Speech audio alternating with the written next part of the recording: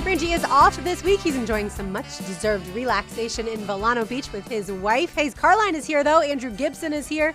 And we're joined by Mia O'Brien from First Coast News, who you hear often on Helmets and Heels and also on the Sports Den. Mia, thanks so much for sitting in with us today. Absolutely. No better way to spend a Wednesday. This is the best way to get over the hump day. Isn't that right? That's right. And how does it feel, Mia, to know that you're the only one of the four of us that plays golf, mountain bikes, and watches the NBA? Mountain bikes. Ooh, that's a very subjective term. Bicycle, we call it, what do they call it? Road bikes? Road bikes, Yeah. yes. The ones that are like a cross between the hybrid and the mountain bike. That's what I'm out there doing. But We're not getting that specific. We got 22 miles down yesterday. That is true. And yes, the NBA is true as well, although with a performance like Damian Lillard had last night, I mean, I don't care what your favorite sport is. I don't know how you couldn't be captivated by a guy who hits not one but two shots to force overtime. I mean, that's just absurd. I've never seen that in any sporting event ever. Yeah, that was pretty wild. How late do you stay up? I will tell you this. I saw the Lakers game was only in the second quarter at like 11 o'clock at night, and I said, all right, not watching this game. That was beyond the fact that it was a 30-point game. I just was like, probably not this one. But if it gets close and I'm still awake, then maybe. But when I saw that the Nuggets-Blazers game, which has obviously been a tremendous series, it was tied at 2 coming into last night, 2 games apiece, and it was in the fourth quarter. I was like, okay, well, this is the move. This is the move here. And even then, I'm still asleep by 12:15, which I know some of you are like looking at me like I have 10 heads. I know Lauren's got a dog that wakes her up at 6:30 in the morning. But for those of us, well before that, I just stay in bed till 6:30. Yeah. For those of us, in the TV biz, a lot of people love to get a kick out of the fact that I wake up at 9:30 every day. But it gives you the opportunity to stay up and watch some of the association on the telly. I was watching baseball last night, and Hayes, the Rays let you down. The Yankees were able to walk off and win in 11 innings. So I did stay up late for that, and then it was depressing the way that game ended. And so that's the thing. I wonder how many people stay up late for sports that then just ruin their day the next day when it doesn't go the way they want, especially Lakers fans. Last night, if you're an East Coast Lakers fan and then the way that thing ended and how LeBron wasn't in the game at the end, I mean, you kind of got to be upset today, right? It ruins your hump day. I think so. The worst, though, to me is, by a mile, is when you're the 8 o'clock game on Saturday night and your college team gets beat and it's midnight and you're... Like Florida LSU? Yes. Is that the game you're thinking of? Brutal. And, you're obviously intoxicated by the end of it. And so you can't go right to sleep. All you're doing is just stewing in your anger. And then, it's awful. So I do sympathize with anybody last night that was affected by the events. Yeah, I should note, I didn't have a dog in the fight. I do have a lot of friends that cover the Denver Nuggets as beat writers. And so, Monte Morris, point guard, now the starting point guard with Jamal Murray out with the torn ACL. He played at Iowa State, and I covered him. And he's a guy I'll always root for. He's always been an underdog. So if they're on, I'll turn them on. But yeah, that's also the reason I don't watch the Yankees these days, because I don't want to go to bed upset with the fact that Giancarlo Stanton has paid all this money and he can't put an at-bat together. So, yeah. Well, last night you would have been happy even though he wasn't the reason. The ginger came through in the clutch. Who would have thought? Did you work in Denver? No. Just friends from college? Yeah, yep. One of my really good friends from Ithaca College. Shout out Brendan Vogt. You follow him on Twitter. DNVR is actually, it's kind of like The Athletic, but just for Denver sports. And they also just bought a bar and they have this whole merchandise line. Super cool. I mean, I'm really excited to see if any other city does a similar conglomerate to what they've done, but he covers the Nuggets. See, I'm excited for this show because me and I are friends. We see each other obviously at the Jaguars all the time, but the energy that you have, I like. Wake up, everyone! So we're here because it we're here. It is just consistent, and so it's interesting. So you wake up a little. You wake up at 9:30. That explains it a little bit. But yeah. The rest of us have been awake for I will say that hours. I will say this, and Lauren knows this because we went to lunch today, and I said it to the cashier. I was like, yeah, I'm getting old. I got to drink coffee every morning, and I want to say, I'm going to drink 6 glasses of water, and that'll wake me up, or I'll have an apple. And I am getting to the point where even I need some coffee, which is probably dangerous. And you already probably turned your dial. I'm just kidding. Yeah. But no, we did have a little bit of coffee, but the homemade coffee is the key because as soon as you venture out, and I love supporting local, sometimes there's a little too much, and then the crash is coming. So. My coffee is like incredibly strong. Yeah, yours It's is. ridiculously strong. But that's how I have to have 2 cups, and then I'm good for the rest of the day. And I can go without coffee, which is kind of crazy. I can't. Yeah. See, most people, if you drink coffee, you drink it 7 days a week. I'm somebody, there are some days I don't want it. I don't crave it. I literally didn't drink it until, let me, disclaimer, Dunkin' Donuts, iced caramel coffee, that was a given throughout college. I think that's most college kids. But in terms, No, it's not. at least on the East too Coast, it is. You expensive. forget up north. But then once you reached 25, it actually was one of my co-anchors when I worked in Iowa said to me, he goes, "You're 25 now. You have to stay up to anchor the late news. You need to drink coffee." And I was like, "No, I don't." And then like a couple weeks later, I went, "Oh my God, he's right."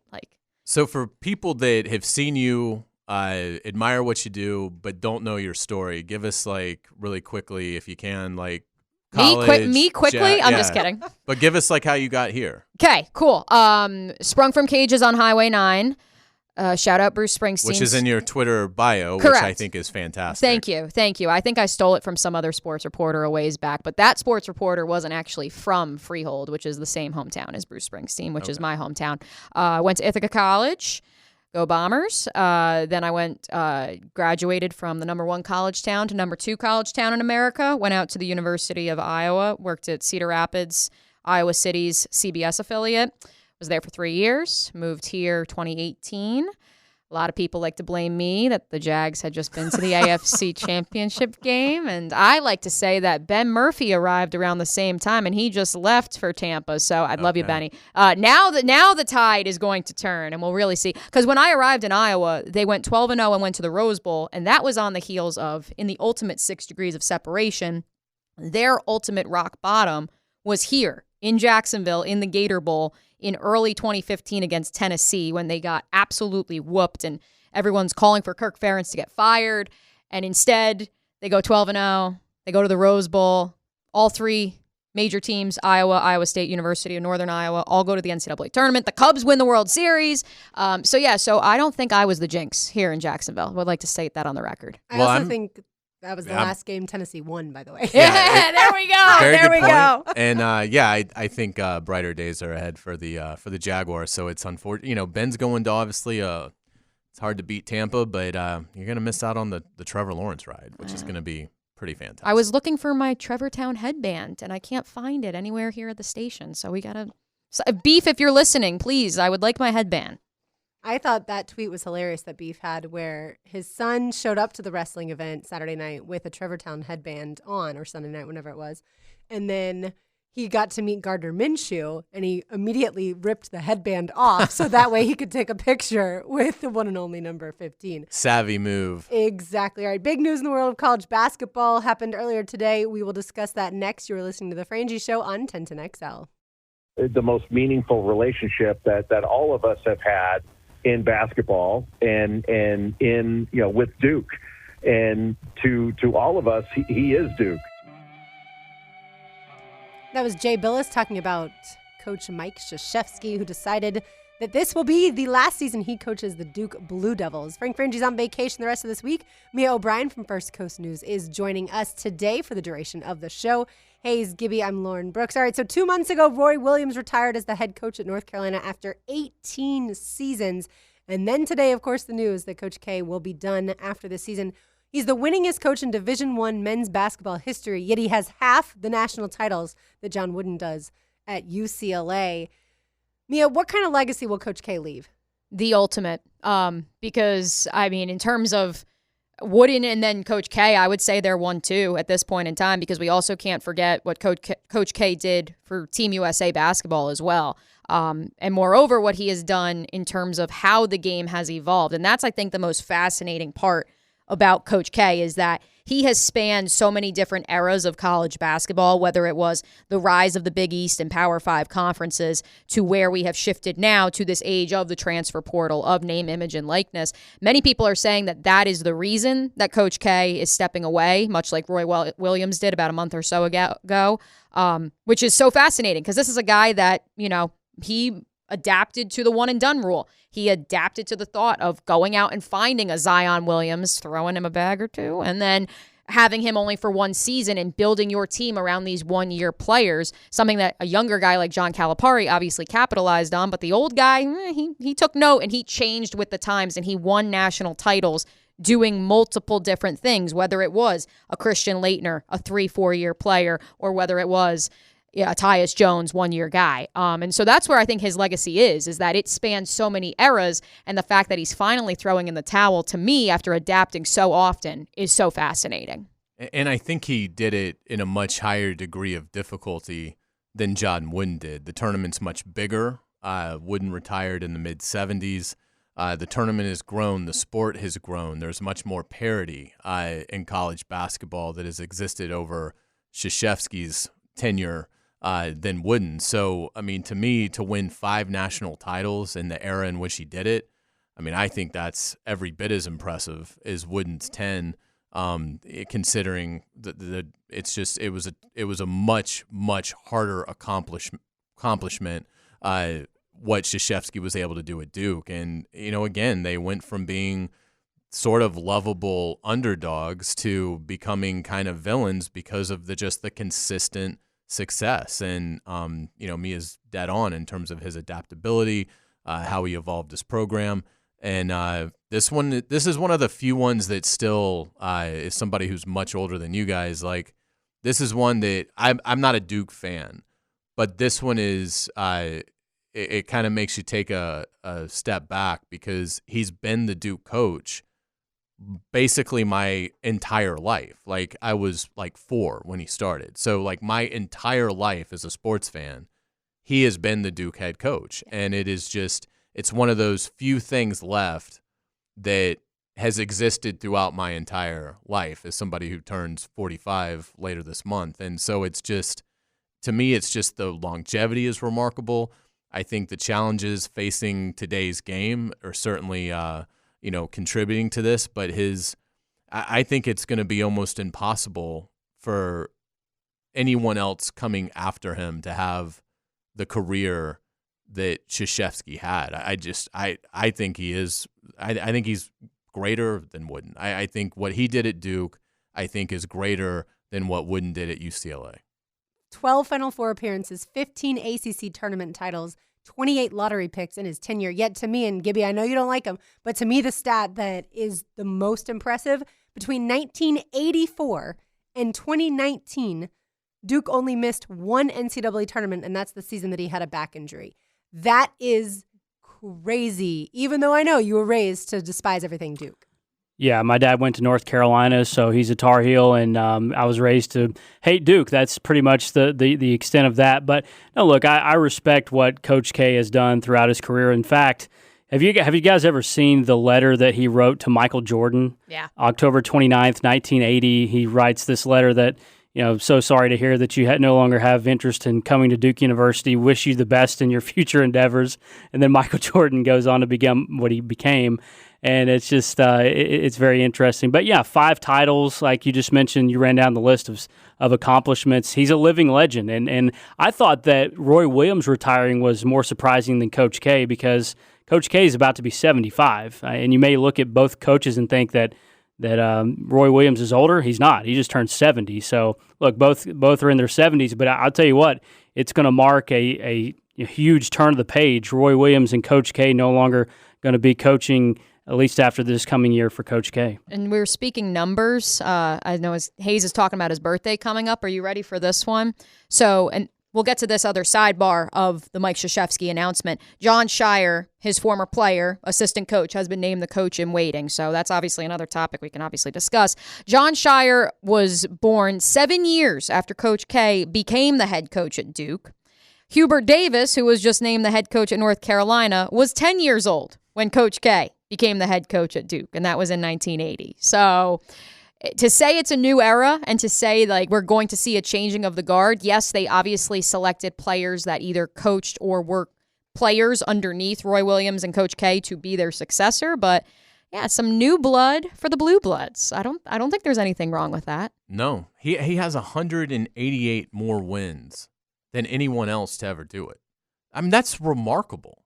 I mean, that is like 6 unbelievable seasons worth of wins over the next guy who was Boeheim. So there's a good chance that will even get increased, because if I had to guess right now, Boeheim's coming back, right? Yeah, I would think he's coming back only because the thought is his son, Right. Buddy Boeheim, is going to play one more year. There was speculation of if they went to the Final Four this year, if This Buddy would be it. Boeheim's stock was so high and he went to the NBA. Right. But the thought is he's going to ride off into the sunset with So his kid. I think it may even increase if they both have one more year left in them, and then everybody else is retired. I mean, Huggins is at 900, but I don't think he's gonna, I don't know if he's gonna even really make much of a dent. But that's the crazy part. Like you said, everyone saw the announcement, and because Roy Williams retired effective immediately, I think some people read it and thought it was effective immediately. He's going to coach this year.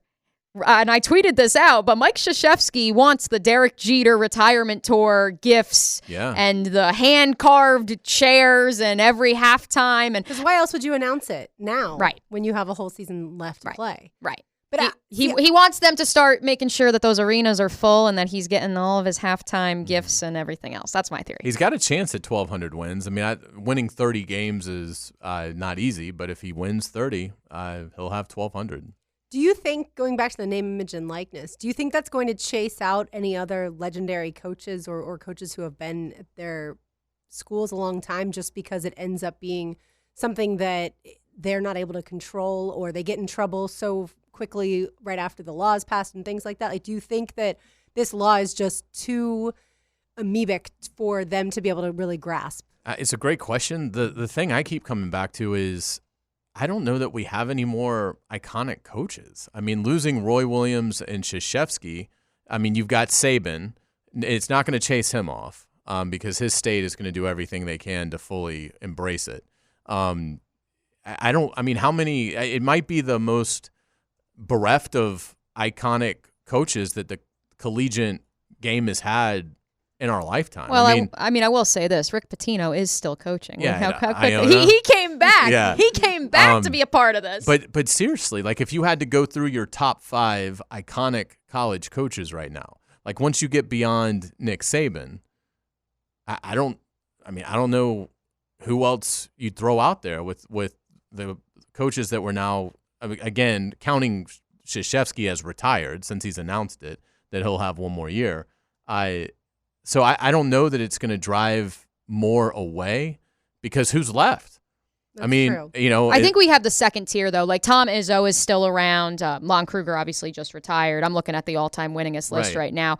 Mark Few obviously is now entering the discussion when and if Gonzaga wins a national championship, that he would be in that second tier. I mean, some might argue that Tom Izzo is in that higher tier with the Boeheims and with the Krzyzewskis of the world. But, I mean, looking at the list right now. And in college football, there's Nick Saban and then a bunch of guys that are still trying to build, Dabo is great, but he still has 10 more years of elite success before he can be considered like an icon in the realm of the gentleman that we're talking about. Right. If you look up the list of the longest tenured college football coaches, it's not a name. It's not a who's who of names. Kirk Ferentz, if that's who you want to bring up.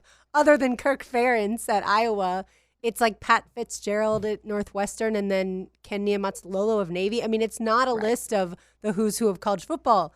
Why? Because it's a job that is high pressure. A lot of times college coaches want to go to the NFL, or they jump ship to another college football job that's better. And so you're not going to have people that are tenured, certainly not like Coach K, like you said, Hayes. But we're also not going to, I feel like, even see 20-year guys in college football moving forward. Yeah, I mean, obviously I'm biased when it comes to the University of Iowa, because people know Kirk Ferentz is obviously the dean of FBS coaches, the longest tenured Division I coach in the country in football. But hired in 1998. Yes. The Hawkeyes also have Lisa Bluter, who is the female equivalent of a dean, the longest tenured women's basketball coach in the Big Ten, and one of the longest tenured women's basketball coaches in the nation. Fran McCaffrey was only hired in 2011, and he's now one of the longest tenured in the Big Ten. And so that's why working there and seeing that was so, it was such a rarity and such an anomaly in college sports to have that sort of longevity within coaches, because we don't even see it at the University of Florida, where, Scott Strickland and even his predecessors have been so raved about for their ability to hire coaches that go on to outkick their, potential. And so I think it's very fascinating that even at a school like the University of Florida or the University of Alabama, you go up and down beyond football. What's the longevity across the board? It's not that, tenure track that you would think. And part of it is the name, image, and likeness, and is the transfer portal, and is the one and done, and everything else that is now infiltrating into college athletics. Yeah, certainly. The whole name, image, and likeness fascinates me because I do think the players have earned the right to earn money based off of their NIL. It's just how is it all going to work out? That's going to be the fascinating part. So Jon Scheyer, like you mentioned, he's going to be the next head coach at Duke. Are you surprised that they didn't have more of a conversation, I guess, before announcing at least that he's going to be the next guy? My guess is Krzyzewski got to handpick his guy. Scheyer brought him some unbelievable talent, including Zion. That's the name of the game. And so, yeah, I think it's a route of respect for what he has done and keeping it in house. And I don't know that it's the best way to do it, but it's hard to gauge. Like, you always think the interest in that kind of a job is going to be massive, and it's going to, but it just seems like we're in a different era where coaches, like, it just seems like coaches are more reluctant to make that move now. So I know you would throw out, Stevens and Donovan in terms of guys that might be interested in it, but I think it makes sense that these are more in-house hires. I was really shocked when North Carolina wasn't. But I think it's just the trend of where it's going, of letting the icon that's going out have a say in where the program's going to go without him. And I would like to note, what's the calendar date today? June the 2nd. What happened yesterday across college athletics? They were able to come back to campus. The dead period was lifted. So many recruits now are going to have to go to Duke for their visit, among many others. Isn't it nice that not only do they know, okay, I'm committing to Duke, I know Coach K will not be there past next season, but I know who the guy is. Kind of similar to, the University of Florida releasing all those contract extensions on June 1st yesterday. Who would have thought? Made a lot of sense. I guess people are smart, those people up in those higher executive positions. All right, Hayes took a deep dive into the 20 best offseason additions for the Jaguars. We will break that down. Coming up next, you're listening to The Frangie Show on a Kitchen and Flooring Design Center Wednesday on 1010XL. Power Poll, the top 20 offseason player additions. We're going to start with 1 through 10 to begin with. Hayes, you were grinding over Memorial Day weekend while everyone else was stuffing their face. I'm going to... That's not entirely accurate, but I do appreciate it. We appreciate the Power Poll. I'm going to guess that 1 through 3 were fairly easy, and I will tell everyone that, of course, it does start with Trevor Lawrence. It does. It starts with Trevor Lawrence. That one certainly was easy. You look at what the Jaguar quarterbacks combined to do last year. They threw 25 touchdowns with 16 interceptions and ran for just 2 scores. If you believe that Trevor Lawrence can have the kind of impact that Justin Herbert did last year with the Chargers, which I believe he can, okay, well, what does that look like? Well, Justin Herbert last year, 31 touchdowns passing and ran for 5 more. So if you're looking at, somewhere in the mid-30s in terms of touchdowns for Trevor, that is going to be a gigantic improvement over what we saw last year collectively from the Jaguar quarterback. So, yeah, that was an easy one. I did have a little bit of debate on who to put second. Oh, okay.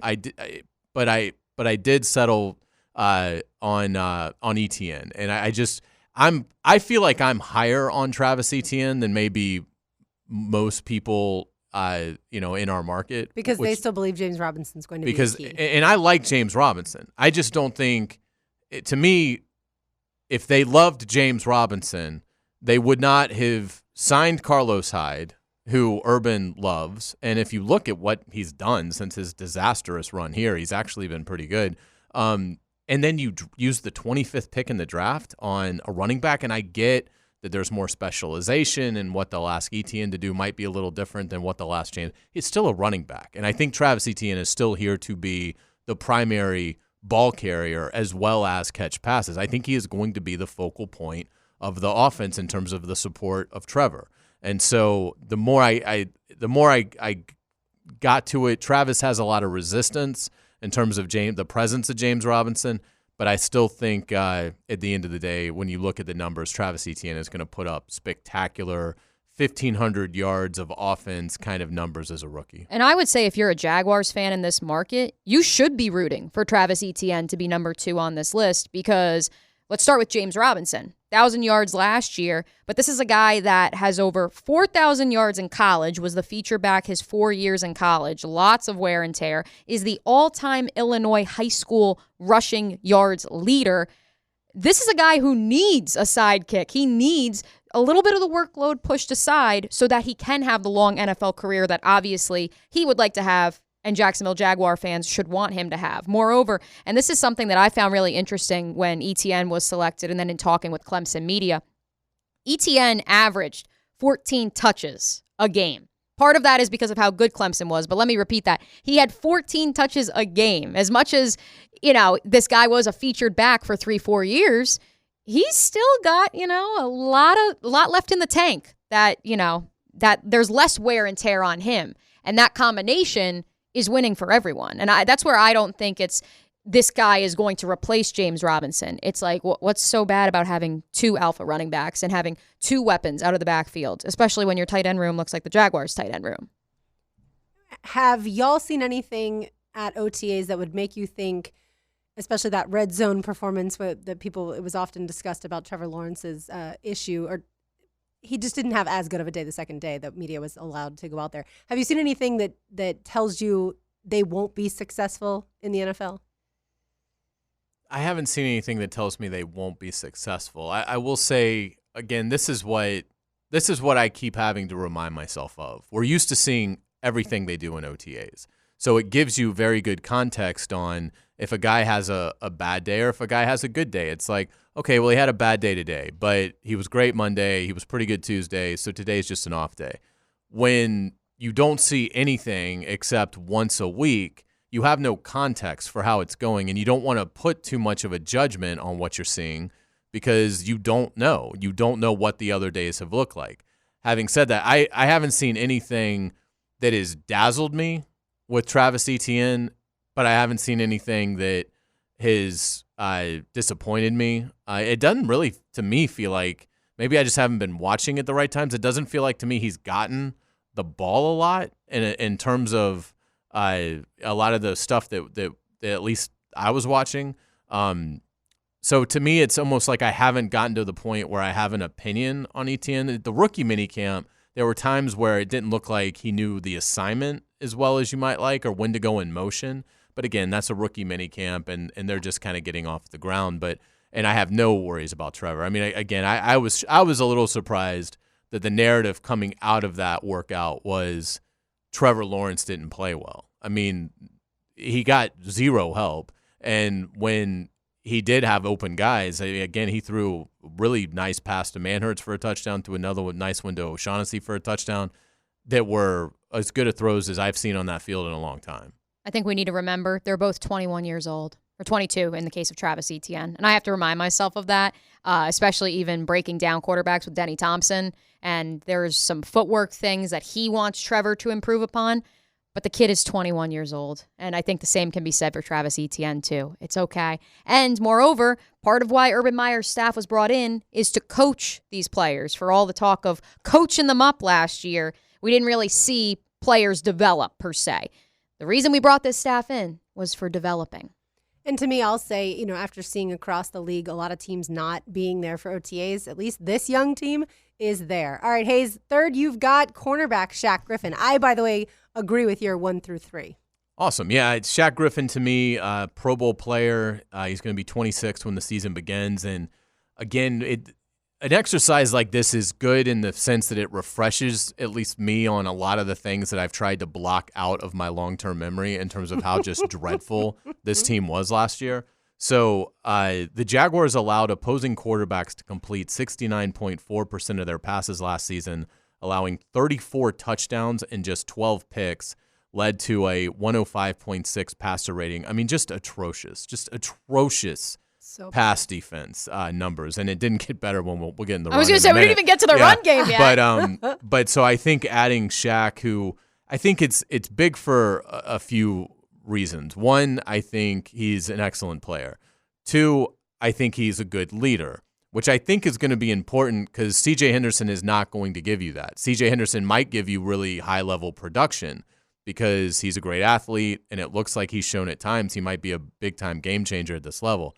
But we know he's introverted. He's certainly not going to be somebody that rallies the secondary. So in some regards, that's similar though to what Jalen Ramsey presented. I mean, Right. Jalen very much outwardly said, "I Correct. am not a vocal leader. That's not who I am." AJ Boye though was a more of a veteran presence that they just really didn't have in the secondary. And I think that's an excellent comparison in terms of the relationship. You would hope that CJ will just be quiet and not as combative as Jalen was, but I think it's dead on. Because Jalen, particularly early on in that season, I think he did listen to A.J. Boye. Now, I don't think that continued beyond, but I think at least initially there was some respect of, okay, this guy just got paid. That means a ton in every locker room. That is going to command a lot of respect from a young player. And so I think Shaq Griffin can be a positive influence on C.J. Henderson. And again, I think he's really good at what they're going to ask him to do. So I think he is going to have a huge impact right out of the gate for the Jaguars. And there's no other leader in that cornerback room or that defensive back room. I mean, you're not going to look to Sidney Jones or Trey Herndon or the rookie, Tyson Campbell. You can't look to any of them as far as leadership goes. And I do think it's important for someone to be experienced and vocal in that room because otherwise, it feels like they start to point fingers. Well, even Trey Herndon, he obviously, he's earned his way. This was a guy who was an undrafted free agent and worked his way, whether it was via Jalen being traded or not, into being a starting player for this team for the last 2 years. But Trey Herndon's a pretty quiet guy. He's an awesome, very nice, approachable guy, but he's a quiet guy.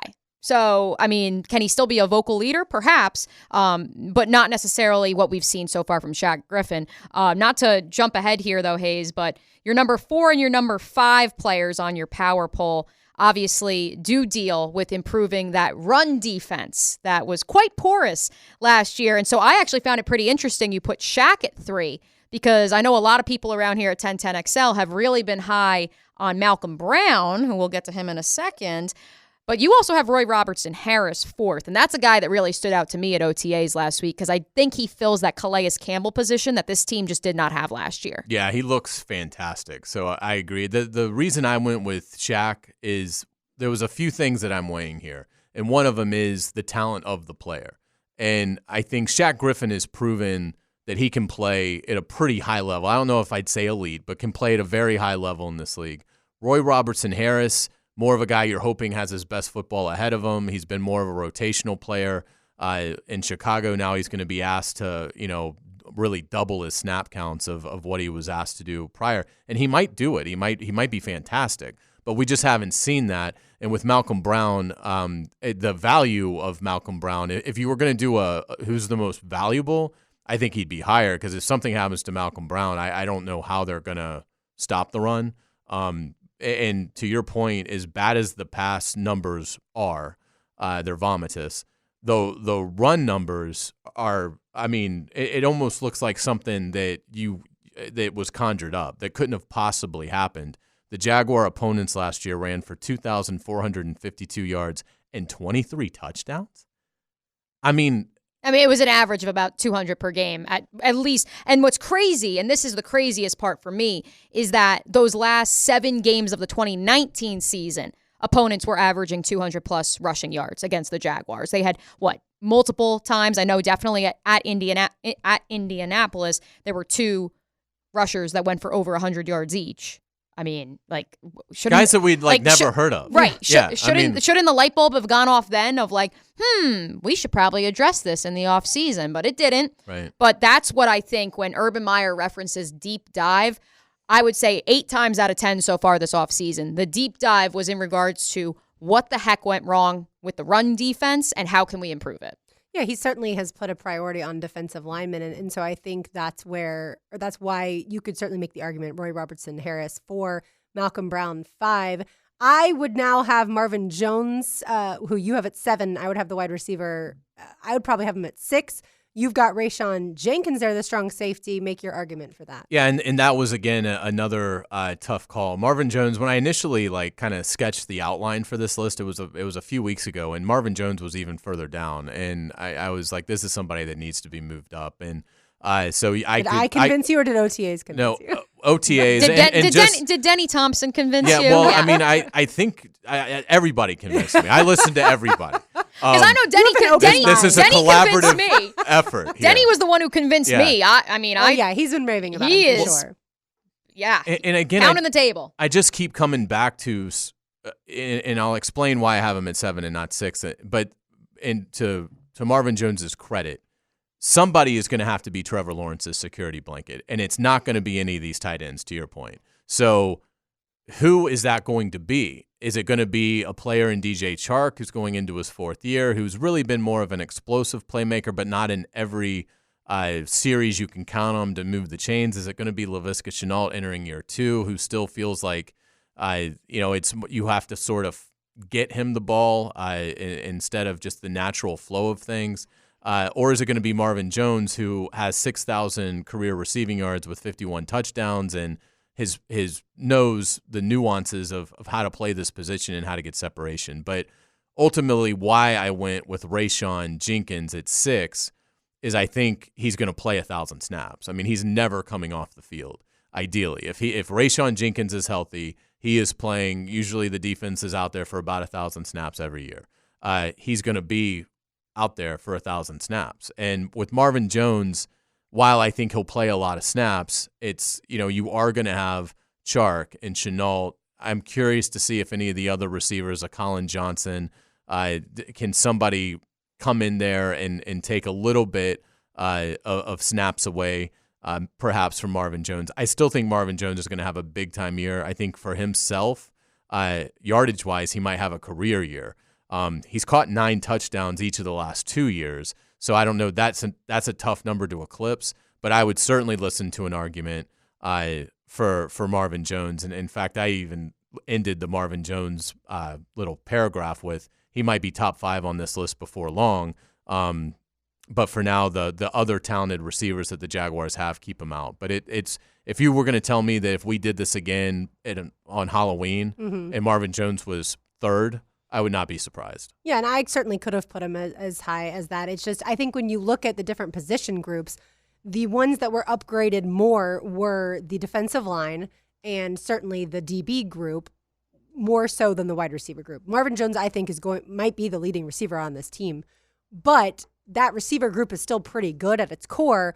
The defensive backs group was not, and certainly the defensive line was not. I said we were going to get through 1 through 10. We are not. We're going to get through 1 through 7, and then on the other side, we will continue the list. We've got cornerback and offensive tackle and a middle linebacker all coming up. You're listening to the Frangie Show on Helmets and Heels. You're listening to the Frangie Show on 1010XL. Mia O'Brien is here. Yes, you'll have to join us one time. Mia O'Brien, who you sometimes hear on Helmets and Heels and the Sports Den, is here for us because Frank Frangie is on vacation. You're listening to 1010XL. That's going to be a deep, deep dive. Always a Kitchen and Flooring Design Center Wednesday here on the Frangie Show. Frank is off getting some much-deserved R&R this week, but Mia O'Brien from First Coast News is here. You just heard from Tyson Campbell, the cornerback out of Georgia. He was talking about TIAA Bank Field, one of the few Florida-Georgia games I have not been to in a long time. That was when Florida won 44-28, but like he said, Georgia won the 2 years prior. He comes in at number 8 on your power poll, Hayes, of the top 20 offseason acquisitions for the Jacksonville Jaguars. Make your case, because I'm not sure I would have him that high. Well, I'm a little disappointed, honestly, that I haven't seen him yet. He missed rookie minicamp because of what Urban described as a tug on his hamstring, and then wasn't out there the other day when we could watch. So I haven't seen him yet, which is disappointing, because you knew you wouldn't see like Cisco because of his knee, but with Tyson Campbell, you figured you would. And he's 6'1" and runs a 4.36 40. Like, I want to see what that looks like in the Jaguar secondary. And I'm just curious to see if, what their plan is for him. I'm assuming it's nickel, because obviously Griffin and I would think C.J. Henderson have to be your perimeter corners. I don't think you take a guy at 33 to not play, because, again, that's a position where you're not rotating. Like, ideally, Shaq Griffin and C.J. Henderson are going to give you 1,000 snaps this season. So, I know that there's been some pushback on it, but I would assume Tyson Campbell is the nickel, and that they're massively upgrading the speed there, going from Trey Herndon to Tyson Campbell. So that's what it is. I think he's going to have a significant role somewhere. If he's the nickel, then he's playing 65% of the snaps. And I think because of his size and speed and his versatility that he showed at Georgia, I think he has a chance to be good soon, but he's got to get on the field. So that's going to be one of the things that I'm looking for tomorrow immediately, is Tyson Campbell out there, because I just have a lot of scar tissue from covering this team since 2013 when you see, it's just a minor hamstring strain, and then you don't see the guy for 8 weeks. I mean, like I remember Cecil Shorts on like the second day of training camp in like 2013, came up, on a route. Gus is like, it'll be fine. It's very, very minor. And like Cecil Shorts was like bothered by it the whole year. And then I lived the Marquise Lee saga. And so, Toby Gerhardt too, right? I'd go to Josh Oliver. I mean, right. Is he real? Does he actually exist? So I don't want the 33rd pick in the draft to have any kind of hamstring issue, even this far out of the opener. Anyway, look, it's me. I'm obviously blowing it a little out of proportion, which I have a tendency to do, and will fully recognize that. But I still think that if Tyson Campbell is healthy, with his measurables and how he will be used, I think he's going to be able to handle it because he's a physical player. I do think he's going to has the chance to have a big time rookie year. Walker Little at number 9. Do you think he is going to win the left tackle job? Does he go higher on this list? Well, hearing Hayes talk about Walker Little thus far, I'm surprised Walker Little wasn't number 2. Number 1? Yes, well, behind Trevor, Right. obviously. But yeah, I'm surprised he wasn't higher. By the way, is there any chance that Tyson Campbell plays opposite Shaq Griffin and they would move C.J. Henderson in a nickel? Is there a chance That's of that? the reason I think they took Tyson Campbell, as much as nickel may not be his natural position. If given both his injury history of late and also perhaps some off-the-field things that have been rumored, if C.J. Henderson couldn't go, you have an easy transition for Tyson Campbell to slide over there. That's why he was chosen over, say, a Shaun Wade in the 5th round, in my opinion. Yeah, I just wonder if they've even kind of flirted with moving CJ to nickel. That rotation, whenever they start getting, and we may not see this until the mandatory in a couple weeks, but whenever we start to see that rotation, Jaguars, don't get nervous. I understand that, we're not really supposed to divulge where guys are lining up, but it will be fascinating to see what the early plan is for that. If they're all available. And again, so Tyson Campbell certainly has the skill set to play on the perimeter. So it just seems like you wouldn't take, and I get they didn't make the pick. Exactly. That's why I wondered. But it doesn't seem like you would take the 9th overall player in a draft and in his second year say you're now not going to play 35% of the snaps.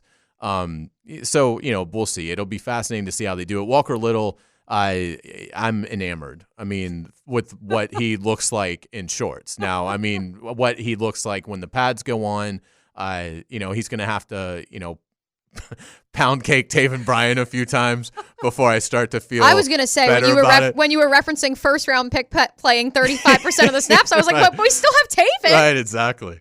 But yeah, I think it's still going to be tough for him to unseat Cam Robinson. But if he shows up when the pads go on, athletically he looks really impressive. I mean, the Stanford skyscraper is a massive individual who moves much better than you would expect when you first see him.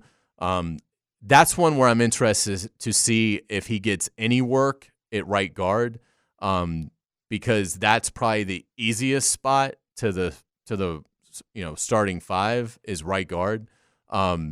So that's intriguing to me to see if keep going. Just to see if maybe he could do that his rookie year and then slide out to tackle in year 2, what to replace either Cam or Juwan. But yeah, he is somebody that he's 9 now. Obviously he has a chance to go much higher than that. But again, we could have the pads go on and Walker Little disappears. I mean, that has happened before, and it will happen again. I mean, hopefully it doesn't happen with him, but he has cleared a very small hurdle. There is still a gargantuan hurdle that he has to clear, and we won't know that until we get about a week into August. But if the Jaguars envision Walker Little as the future left tackle, and they might, I'm not saying they do, I'm just saying they might, do you really want to move him not just to the other side of the line, but also to a completely different position, moving him inside to guard? I've seen, recently right tackle or previous left tackles that have had to move to right tackle say it's a much harder transition than you would have thought. And so to me, I just wonder if they want to, add all of that onto his plate if they decide, no, he's really going to push Cam at left tackle. Well, if anything, I mean, we forget that Andrew Norwell and AJ Cann both only have 1 year left on their current deals after the restructuring of Norwell's deal. If anything, we heard a lot of speculation coming into this season, and once, obviously, Walker Little was drafted, the thought of maybe Cam Robinson starts working out at left guard. And so that potentially, that's who is shifting inside because Walker Little is becoming your left tackle. So I would be more curious to see that perhaps than I would them flipping him over to the other side, because then in that situation, it's similar to what this team has done to Taven Bryan, to DeJuan Smoot, to Will Richardson, Miles where Jack. where you're playing so many different positions and you have so many different responsibilities, but you're not actually focusing on one thing to be really good at and investing in that player to be really good at that one position. Exactly. All right, the 10th guy on your list, middle linebacker Damian Wilson. Do you think he is on the field ahead of Joe Schobert? That's one that I think is got to really play out. But I see they're two totally different guys. So when they signed Wilson, and it's a very minimal contract. It's 1 year, $2 million. I think when you look at it, he just gives you, again, we talk about how bad they were against the run. I don't think that's Schobert's strength. I think Schobert is better in passing situations. So I could see a scenario in which Wilson and Schobert are pretty much it's almost like you have your base and your nickel middle linebacker. And, I would think that if that's the case, it's going to significantly cut into Joe Schobert's snaps because he basically didn't come off the field last year in his role. So I think when you look at Wilson, he's more journeyman than great player, but he started 29 games over the last 2 seasons in Kansas City, recorded 154 tackles. So he's somebody that I think in early downs and run situations can really help a defense that, again, was just, pitiful at stopping the run. So that's why I have Wilson in the top 10 despite a meager contract. And it should be noted, the Chiefs play a ton of 2 linebacker sets. He's coming from a defense that was primarily playing in the nickel and was only having 2 linebackers on the field at one time. And to be quite frank, and again, this is just my own personal bias, but whenever I watched the Chiefs, it was because Anthony Hitchens and Ben Neiman, 2 former Iowa Hawkeyes, were the 2 linebackers. And so he, if anything, was a depth guy. And I do think that depth is needed here because heaven forbid Miles, which he did get hurt last year, or if Schobert had gotten hurt, who did you really have behind him? Shaq Quarterman, obviously a project and a depth guy. Quincy Williams, and after that, who do you have? And that's something that Urban has said that will be addressed is depth for this team at multiple positions. When we get to your 53-man projected roster, Hayes, does Quincy Williams make it? No. I honestly, I don't even and think even Leon Jacobs as well. He's coming back from that ACL. And if anything, I would say that the role that Wilson is going to be taking is what Leon Jacobs was playing the first 3 games before he suffered his torn ACL last year. Yeah, like Quincy, I don't even know where he fits. With what they want to do now. So that's, he seems like a great, kid, and you certainly, pull for him. But I think I don't think this offseason and what they are transitioning to has been very kind to Quincy. We have a lot more talent to discuss. We will continue Hayes' power poll of the 20 offseason acquisitions for the Jacksonville Jaguars. You're listening to the Frangie Show on 1010XL. We love our friends from the Kitchen and Flooring Design Center. If you're looking to upgrade your home, I highly recommend going to see them. They're located on Southside Boulevard across from Tinseltown. Hayes Carline, Mia O'Brien from First Coast News, Andrew Gibson. I'm Lauren Brooks, and you just heard from Urban Meyer on tight end Chris Manhertz, who comes in at number 11 on your power poll, Hayes. Yeah, I got to say, when they signed Manhertz and I saw that he had caught all of 12 catches in his career and he's 29 years old, I was like, you've got to be kidding me, right? And Urban Meyer has raved about his blocking skills, as you just heard. And I will say I was impressed with the leaping grab he made for a touchdown over a defender in practice last week from Trevor Lawrence. I still think he's here to block people. And their short yardage running efforts outside of 2017 when Leonard Fournette was a rookie really haven't been up to par for a decade. We all remember, the Toby Gerhart era. And so it's the second time he's made this show. I know. It's a big day for Toby. So I think with Manhertz, I'm not expecting anything spectacular, but if you do sense a difference when the Jaguars need a yard and they're able to get it, that's the difference. Teams that can do that, that's the difference in 3 or 4 wins a year. So I understand his importance. I'm just curious to see how much, if anything, can he give you in the pass game because it's just so lacking. I think you're right on point to put him at number 11 because I think this team's going to run the ball a lot more than people realize. I mean, I think on paper, you're like, oh, well, they have 2 alpha running backs in Travis Etienne and James Robinson, not to mention Carlos Hyde. Oh, yeah, they're going to run it. And then you're like, oh, but they have Trevor Lawrence. This team's going to throw the ball 40 times. No, I think they are going to run the ball 60-40. To be quite frank, I mean, I think that eases the load for Trevor as he continues to learn the NFL game. And so if you are going to run the ball, you need to be able to run the ball. And so that's where I think, especially with an offensive line that has been retained and the new staff is high on for the most part, I think you still need an insurance at tight end, a 6th blocker on that line. And that's where I think it makes sense. And Luke Farrell, the draft pick, who's also a blocking tight end, did not make the list. He did not. He got bumped. That's how by the real tight end. That's how good I do want to say, though, is. Luke Farrell and Chris Manhertz were going up against each other at OTAs last week. They are 2 of the bigger human beings outside of a defensive lineman that I have ever seen on a football field. I mean, they're closing in on 6'8", both of them. Manhertz, people don't realize, he played basketball at Canisius College. He did not play college football. So that probably I should have expected. And then obviously he's worked himself to be a physical specimen all over his entire stature. But Luke Farrell, I did not expect him to be as tall as he is. No offense to Timmy Tebow at 6'3", but these 2 guys are towering over him. No question. And I'm glad you brought this up, Lauren, about Farrell not making it because he is a draft pick. Mm-hmm. And again, the point of this exercise was also to highlight just how much they've brought in. How many teams around this league, other than Houston, who's brought in, you could do a top 60 new additions with the Houston Texans, but outside of Houston, how many teams even have 20 new guys on the roster? It's. We know the Bucs don't. We know the Bucs don't. And so that was sort of the point of this too. Is you could have done 25 guys if you'd wanted. It just got to a point where it was like, okay, I've got other things I need to do, so I'm going to cap it at 20. But there are players that they've invested in draft picks that didn't make it. Because it's remarkable the amount of turnover that they have had. And it was needed, and I think they've done a great job with the ammunition that they inherited. But it really does speak to this is why this club can go from 1-15 to 9-8 in 1 year, because the team is totally different and they lost nothing of significance, in my opinion, from last year's roster. All right, number 12 and number 13, both defensive linemen, Jay Tufele and Jihad Ward. How much of an impact can they make? Yeah, I think Tufele has a great opportunity because the interior, the defensive front is just aching for instant impact. Jihad Ward. It's encouraging that he obviously is familiar with Joe Cullen from their days with the Ravens. He had 3 sacks last year in just 272 snaps.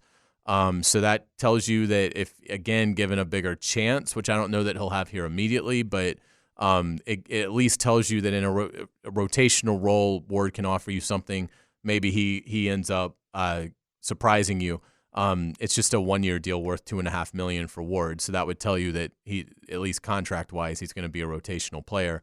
But I do think those 2 guys, because there's just a lack of proven talent at both those spots, I think they have a chance to make a significant contribution if they have a strong training camp. I would equate Jihad Ward to what Dwan Smoot was 2 years ago, where you had Calais Campbell, Josh Allen, Yannick Ngakoue, but that 4th guy still was able to have productions. We forget Smoot had 6 sacks that season. he was able to have production because there was so much focus on those 3 guys at the top of the depth chart.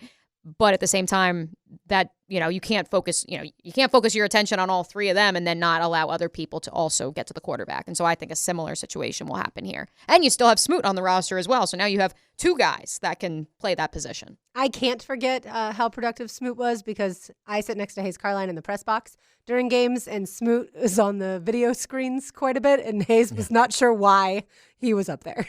Yeah, it's like 3rd and like 8, and they've got DeJuan Smoot being the guy they're showing, and it's like, how Get about the one crowd of the going. What, you wanted Adam? You wanted Adam Gotsis? Well, this up is when they there? actually had players. Yeah, this is when they were good. I mean, yeah, this isn't like now it would be fine. I mean, he sort of earned it, to your point. But this is before he gave you the 6 sacks. It was like. But I also go back to what I said earlier on the show, which is, and this is in talking to DeJuan Smoot, like, they had him playing 6 different positions. They didn't know where he was going to play. And so you have to, and that is where, for as much heat as we continue to give Taven Bryan, the man has been tried to put a circle peg into square holes for 4 years, and they still haven't found the right position there. But when they're trying to force that circle peg into a square hole, it makes it tough. Smoot, to his credit, at least was like a rectangle, so at least he kind of fit into the square a little bit. So it kind of worked out, but it wasn't the perfect fit. And I think they're still trying to find that perfect fit for him too, which I think is as a 4th or a 5th pass rusher. And now you have Jahad Ward that also does the same thing. That's that depth once again that Urban wants. And Smoot was really interesting because he came into the league and then went vegan and did it for a year, and then he had to abandon it. He was like, I just don't have enough strength, and he abandoned it. Have you ever gone vegan? I have not, and that you would is learn that pretty quick. Yes, that is something that you do not have to worry about. But in terms of it really made a difference once he got off of it. I'm not trying to like wreck anybody's dietary dream, but for DeJuan Smoot, it did not help him in terms of trying. And he was like, look, I'm trying to get past 315-pound men. I can't not be I can't be vegan. That's what I at least learned about myself. So Smoot went through not just the coaching things, but also nutritionally, and now seems like he's in a great place. Made a 2nd contract, which for this franchise is quite an accomplishment. Champagne should be popped when that happens. All right, number 14, free safety, Andre Cisco. Can he beat out Jared Wilson? I think so. I'm curious to see when he is cleared. The injury was in October, so it wasn't so late in the year, and his collegiate production is outstanding. I mean, 13 interceptions that is, even if a couple of those were total flukes or gifts or whatever, that's still a remarkable amount. 3rd round pick. Obviously, they believe in him. They're not worried about the injury. He isn't out there yet, which you understand. But I think I'm excited to see. Hopefully, in training camp, he'll be fully ready to go. And I think Andre Cisco, because the safety position outside of Rayshon Jenkins is, I think, a wasteland, basically in terms of like star potential. Jared Wilson, Jared Wilson is a solid pro, but he's not somebody that I think you're building a secondary around. Whereas Andre Cisco, you'd like to think in the 3rd round has that potential to become a Pro Bowl player. People around here shudder when anyone uses the word solid. But that's not to take anything away from Jared Wilson. And I'm using it in the Gus Bradley way. He's just solid. so we're clear. Yes, absolutely. All right, 15, we've talked enough about Carlos Hyde. Let's skip to 16. Returner / wide receiver Jamal Agnew. Why so high? I'll tell you this on Agnew. Sometimes you do have to look at a contract. And with Agnew, I forgot that he signed a 3-year deal worth $14.25 million, $4 million guaranteed. That's pretty good money. I don't think he's here to help at receiver, but when you look at what he's done as a returner, returning 4 for touchdowns, he's got an 11.6 yard average, which for punts is really high. It's awesome. He has returned a kickoff for a touchdown now, and obviously that aspect of the game has greatly been diminished. But if he's somebody that, we saw it with Jadon Mickens. I mean, if you've got a punt returner that gets hot, it can be the difference in a win or two over the course of a season. So if Jamal Agnew is able to harness some of that, if some of that 11.6 translates to the Jaguars, I mean, that is the kind of thing that you'd like to think the Jaguars are now going to be in razor-thin games every Sunday.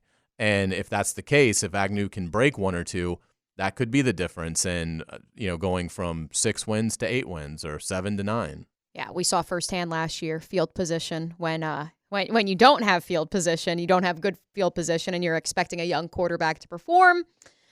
Makes things kind of difficult. My thing with Agnew is that if you're going to throw $14.5 million at the guy, he's making the team. Right. So that's one of your 6 to 7 wide receiver spots off the table. Absolutely. So as much as he's not going to be expected to compete at wide receiver, he is going to be an option at wide receiver. And I was pleasantly surprised with what I saw last week at OTAs and also from what I've heard at some of the offseason workouts. For a guy who's only played wide receiver for 2 to 3 years, from what I've heard, what I saw, I was pretty impressed. So I'm not saying he's going to be your number 4, but at least you know it's not like he's taking up a roster spot. The question everyone in Jacksonville is asking right now, does Tim Tebow make Hayes' power poll? You will have to keep listening to find out. You are listening to The Frangie Show on 1010XL. He's solid. Kitchen and Flooring Design Center is the place to go if you want to update your home. They did our floors, our kitchen, and our bathroom, and we could not be happier. They're located on Southside Boulevard across from Tinseltown. Welcome back to The Frangie Show. Frank on vacation this week. Mia O'Brien from First Coast News is joining Hayes, Gibby, and myself. And Hayes, we have arrived, number 17 on the list. Take it away. All rise. Now, Hayes Carline's closing argument. Hear ye, hear ye, hear ye. Presented by the personal injury law firm of Harrell and Harrell. Order. Scoff if you must, national media, but I can't get this thought out of my head, which is forget the tight end part of Tim Tebow. If he makes this 53-man roster, I think his value is this, and it's something that I just don't think you can discount. If the Jaguars need a yard and they directly snap the ball to Tim Tebow, seeing what he looks like today and seeing him go through a practice where he looks like he certainly belongs athletically on an NFL field, good luck if he's got 10 guys blocking in front of him from keeping him from getting that yard.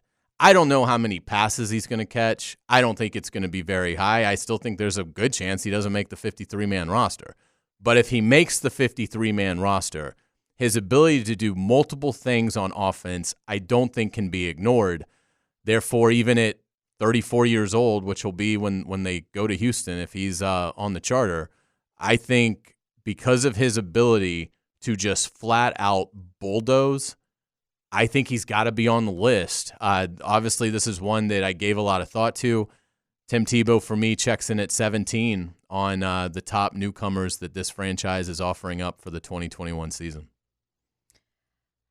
I think that is a tremendous argument, Hayes, because as we all saw during the national championship game back in January, every time Trevor Lawrence tucks the ball and tries to run, which he is very good at, everyone here in Duval County is holding their breath.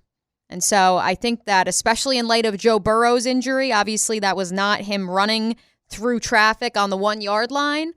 But I think in light of what we saw last year with a rookie savior quarterback, how quickly things can change and how dangerous it can be when they leave the pocket. Doesn't matter if they're 6'5", whatever Trevor is.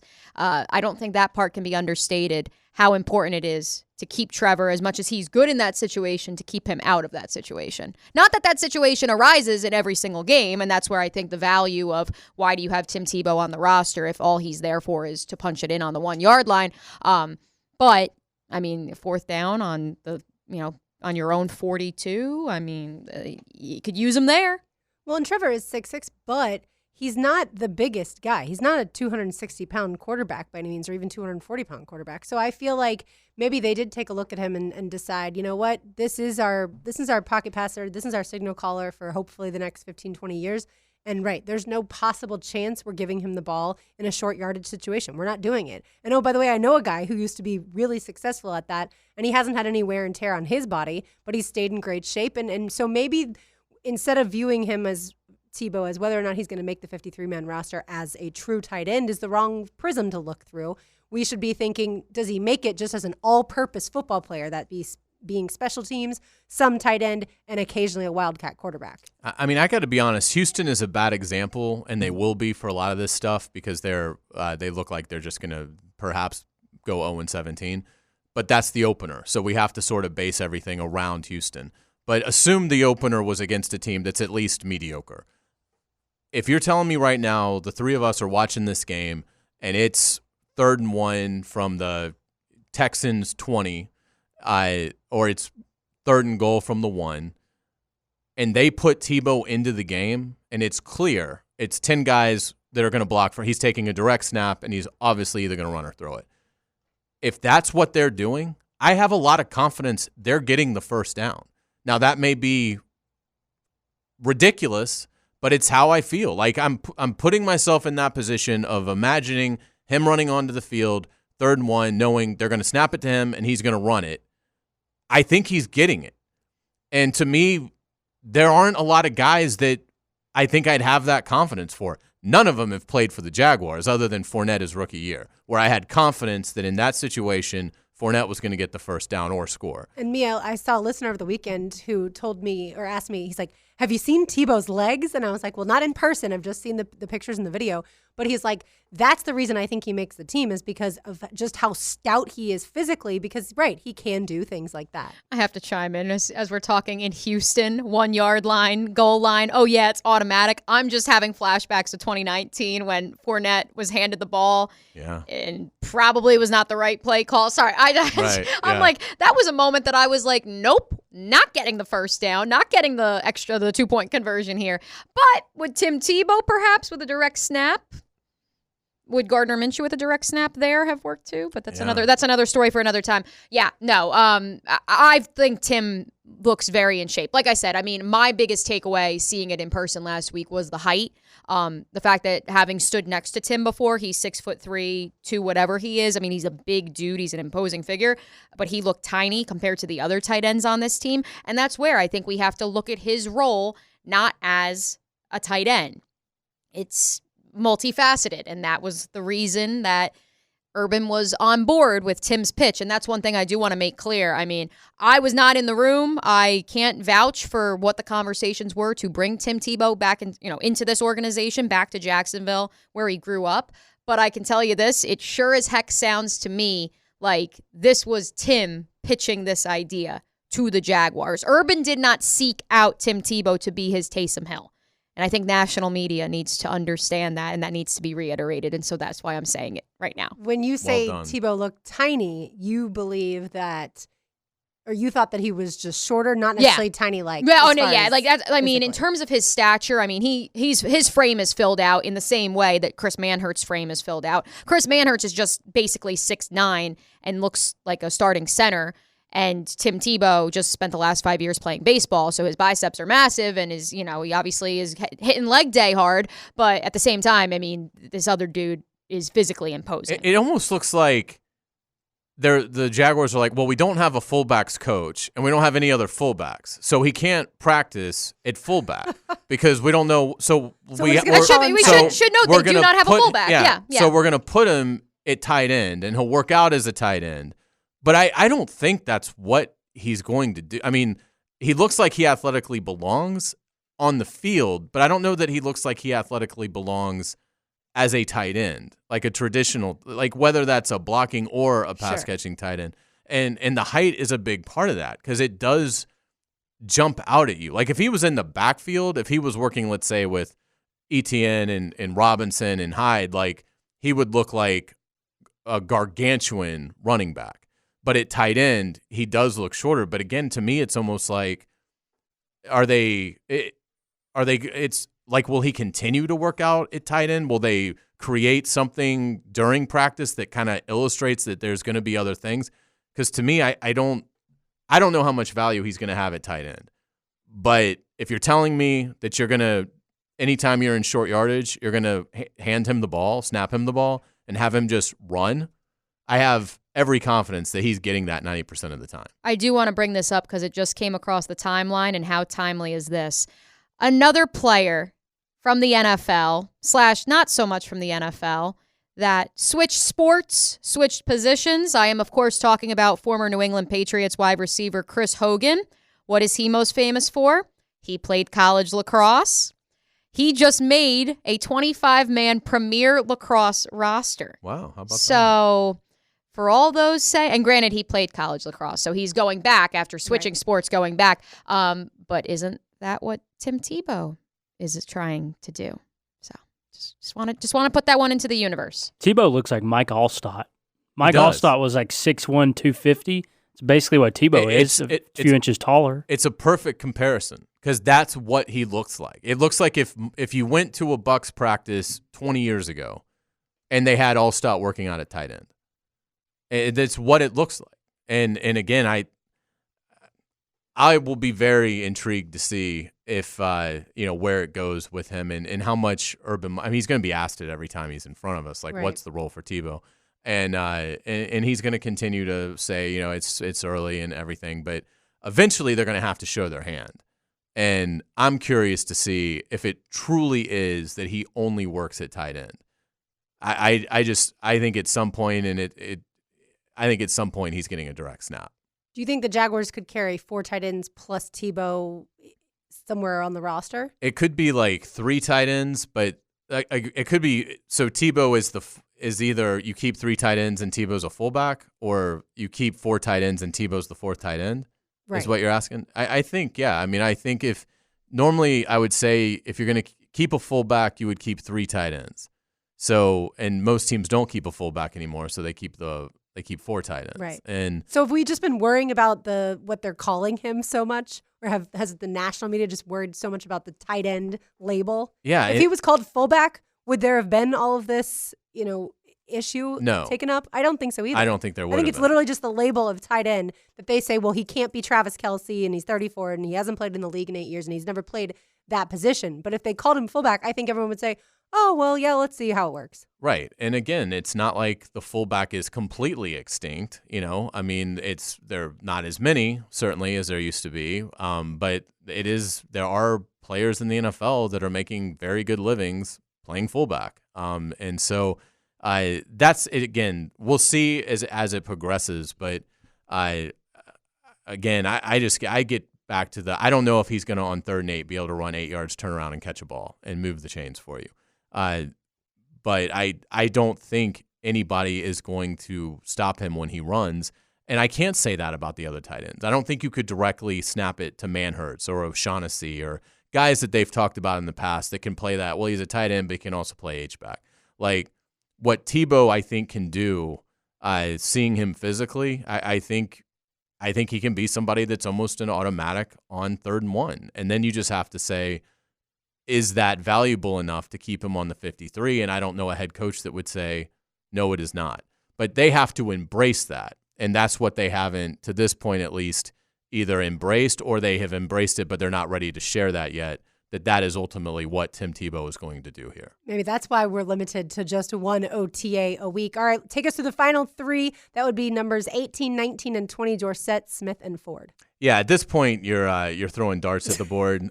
So I threw 3 darts. Philip Dorsett, obviously former first-round pick's been largely disappointing for his career, but he does bring a speed to the offense that's been lacking. He's behind Chark, Jones, and Chenault as we go into camp, a best-case scenario for him. But because of his speed, because Urban Meyer targeted him early in free agency, I think he's got a chance. Jordan Smith, I really like the measurables, the outside linebacker edge player, 4th-round pick. Urban has said he's got a ways to go. But look, again, we're looking at the whole season in its totality. So it's not necessarily can Jordan Smith help them when they go to Houston in week 1. It's where will he be in the final month of the season. So to me, Jordan Smith is somebody to kind of keep an eye on, is a bright spot kind of story in December. When you get to that last, I guess you can't use quarter pole anymore now that we're on the 17-game schedule, but the last 4 or 5 weeks of the season. And then We can use whatever we want. Yeah, that's a good point. And then wrapped it up with Rudy Ford, who I think will be a really good special teams player and will provide some depth at safety, but logged 806 special team snaps in his career. Again, a player that was in that first wave, the first wave that drove me crazy because I couldn't figure out why they were signing players I'd never heard of and where are the big names, and thankfully they got it right on the second day. But Rudy Ford was one of those initial guys that they targeted that they really think will help the special teams. So, look, if he becomes a big-time special teams player for him, then he deserves a spot on this list. Hayes, excellent work, certainly, with the power poll. We appreciate all that you put into it. Mia, is there anyone that you would have had on this power poll that Hayes left off? they added a lot of guys. So I'm like racking my brain. I'm like, who did we miss? I mean, Luke Farrell, Jalen Camp, 6th round pick, excuse me. I know a lot of us have talked about great raw potential, probably a practice squad player. Who did you not include besides those two? Backup that I'm quarterback CJ Beathard. Oh, well. And tight end Luke Farrell, who we already talked about. Right, That's exactly. pretty I much think it. outside of those are the only 3 that I think aren't on the list. So, Yeah. What was the biggest one that you like? What would you guys have done with Tebow? Let's start with that. I probably wouldn't have had him on the list wouldn't have just had him on because the 20. I'm still not sure he makes it. Yeah. Spot on. Yeah. Okay. Yeah. But you made it a very, very compelling argument in your closing argument. So I'm already envisioning this I'm here short-yarded for situation. it. Yeah, I'm here for it. Now I think it's a matter of will we actually see it in media practices that are open to the media? Because I know last year when we saw LaVisca Chenault line up in the Wildcat, and I may or may not have tweeted it. Sorry, Jaguars PR. I proved it with them. I showed it to someone on the PR staff and said, can I tweet this out? And they said yes. And then they were like, well, that blew up real quick. So I'm curious if we will actually see that, or will that be a surprise wrinkle come week 1 or week 2? All I know is that David Culley, the first-year Houston Texans coach, Wait, but actually they really has a problem. They really did add 60 people. Like, can we get that on the record that the Texans added like 60 guys? Unbelievable. That's as many coaches as the Jaguars added. And then they didn't pass out rosters with numbers on them. Right. And John McClain went crazy on Twitter, which was awesome. And he's gonna get a facial recognition system. All I know is, by the way, is I get to attend my first OTA tomorrow, and I could not be more excited. Before that, though, Hayes, Mia, and I will all be downtown when the Jaguars present their updated development plans for downtown Jacksonville. We will preview that next on The Frangie Show on 1010XL. Frank Frangie is off on vacation this week. He'll return next week. Mia O'Brien from First Coast News is here alongside Hayes Carline, Andrew Gibson, and I'm Lauren Brooks. Mia, you just sent out a tweet. We're going to talk about the Jaguars' development plans in just a moment, but you just sent out a tweet that relates to the Jacksonville Jaguars. Tell everybody the good news. Yeah, here's the official quote from the Jaguars, Lauren. The Jaguars will provide new home uniforms for all boys and girls athletic teams at the 3 local middle schools and 1 local high school whose names were changed by the Duval County School Board. The Jaguars are committed to supporting after-school athletics and are honored to provide new uniforms for students to wear proudly this fall and beyond. That 1 high school, of course, is the now formerly named Lee High School. And we were talking off the air and speaking with a lot of the coaches at Lee High School. You know, as much as, you know, they're excited for the progressive decision to change the name of Lee High School, they also were looking around like, okay, well, now we got to worry about everything we have to now fundraise to change and raise those funds for. And now they don't have to worry about that. That's one less thing they have to worry about. And in speaking with those coaches at Lee High School that they were already worried about that, this is big time. This is really, really, and it's once again Urban Meyer living up to the billing of we are going to care about this entire community and we are going to be involved in this entire community. Yeah, kudos to the Jacksonville Jaguars, who will meet with media tomorrow and have a press conference to tell us the updated development plans for downtown Jacksonville. We'll hear from owner Shad Khan, President Mark Lamping, and, of course, head coach Urban Meyer. Hayes, what do you expect to hear tomorrow? I think it's going to be fascinating. I mean, I think it's going to be, things that are going to get done. For one, there seems to be some, I get healthy speculation over, what actually will come of this. I think what you're going to hear tomorrow is going to be fast-tracked. This has nothing to do with Lot J, in other words. Correct. Yeah, I think it's going to be things that the Jaguars have a lot of control over. And what history has shown us under Shad Khan's leadership and Mark Lamping's is that when the Jaguars control it, it gets done quick. I mean, I remember being there where they talked about the scoreboards. You look up the next season, the scoreboards are there. The pools and cabanas, they're there. As soon as they say we're going to do this, it gets done. You look at Daly's place. They said we're going to build this. Everybody was like, "Huh?" And you looked up a year later, built. And the flex field connected to it. Yeah, so I think that this is something that what they announce tomorrow, I think will have supreme confidence that these projects are going to be completed very in the world of construction incredibly quick.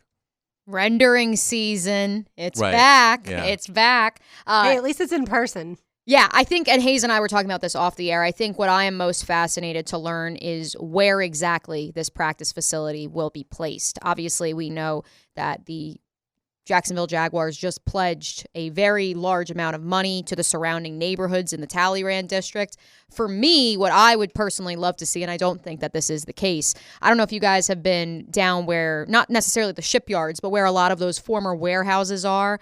They actually just put a Catullo's Pizzeria walk up by the Slice pizza place there, which is awesome. A lot of those warehouses are just kind of sitting there right now. I mean, ideally, I would love to hear that the Jaguars are, doing something over there, because if they really are sitting there vacant, which I can't say for certain they are all vacant, but some of the ones I've driven past are, I would love to see them revitalize that neighborhood down there. I think Lot J is dead. Anyone that thinks that this has anything to do with Lot J, they've moved on. If anything, we'll hear more about the shipyards, which we just heard from the city of Jacksonville yesterday about another proposed multi-million-dollar project where the Jacksonville Landing used to be, stretching all the way to where the old courthouse that was just taken down was. Listen, at the end of the day, the St. Johns River is prime property, and the stadium is right there. There's so much there that could be done. I mean, this goes back to my days in Iowa. Ironically, yes, I worked on the Cedar River. Now I work on the St. Johns River. Har, har, har. And I would just go for my runs on the trail there. And I'd Did that be river flow north also? No, it didn't. Although it is. Wait, but fun facts. There's only two major capital cities, because Cedar Rapids used to be a capital at one point or another, long story, that the county courthouse is on the river. It's actually on the river. There's only two cities in the world. Do you know the two cities? Jacksonville and... No, so it's Cedar Rapids. Okay. And Paris, France. Oh. Or what now? That the county courthouse and jail are on the river. Oh. Yeah, I know. Interesting. Ours are very close to it. Yeah, and then the St. Johns River is one of two rivers that flows north. So I just hang out on iconic rivers. Anyways, way. Do they have shrimp in Cedar Rapids, Iowa? And I will tell you not this. Mayport shrimp. Every time, every time I flew home, Mhm. the first place my mom would be like, "Where do you want to go eat?" was sushi. Because I was deprived of fresh fish and sushi for 3 years of my life. But point is, I would always run along that river and I'd be like, wow, why don't more people develop? When the sun is perfect, great weather, which in Iowa is only 5 or 6 months out of the year. Here, it's 12 months out of the year. And so you say, why wouldn't you want to develop this? There's so much potential here. There is a reason that back in the 1920s, this was a shipping community, because you have the river. Use it. And so I would like to see the announcement be something along those lines. I'm not sure it will be. But I think the standalone practice facility piece that Mark Long of the Associated Press tweeted out is something that we've seen coming. And we kind of heard rumblings that this was on Urban's list when he agreed to take the head coaching position. And so I'm curious where exactly it will be put. Yeah, I certainly think that's a good question. And then the other piece of things, Hayes, you alluded to this in the 2-minute drill with XO Primetime. Are there conversations about what's going on at the stadium? Will there be upgrades to the stadium without a major stadium renovation? I think my guess is that they are going to prioritize how do we get our customers in the shade, all of them. And so I think there's an acknowledgement that needs to get done before a new stadium, or what my guess is going to be a massive renovation to the current TIAA Bank Field. So what I am hoping for is an announcement that will make it a little bit more comfortable for the fans that, spend their hard-earned money to go support the team in person and have gone through so much. And now not only do they hopefully get to see the most entertaining brand of Jaguars football in franchise history, but they get to do it without the sun just absolutely destroying them for 3 or 4 hours. Look out for all those A+ students, man. Don't stick them up there. Come on now. Come on, all those honor roll students, in the heat. They didn't ask for this. They just want to watch the game in peace out here. But one thing I do want to note too about, I think the shade and stadium renovations, I think that conversation comes after the announcement tomorrow, because I think tomorrow is once again similar to the uniform announcement we just read. In case you're just tuning in, the Jaguars are going to pay for the uniforms for the 3 middle schools and 1 high school whose names will be changed as voted on by the Duval County School Board last night. This announcement tomorrow is similar to that in that it's going to be another pledge to revitalizing this neighborhood and downtown Jacksonville as a whole and the entire Jacksonville community. And so that's where I think it's going to be another project that revitalizes the area, that then in turn strengthens the argument of, well, we need X, Y, and Z when 2023 comes up and stadium renovations are no longer avoidable. Is this basically like the state of the franchise that we normally have in April? I don't think it'll be as detailed in terms of the financial picture Okay. because of COVID and how that, none of those Derailed everything. slides are going to look good. Yeah, good. So good point. I would imagine it's going to be more visionary.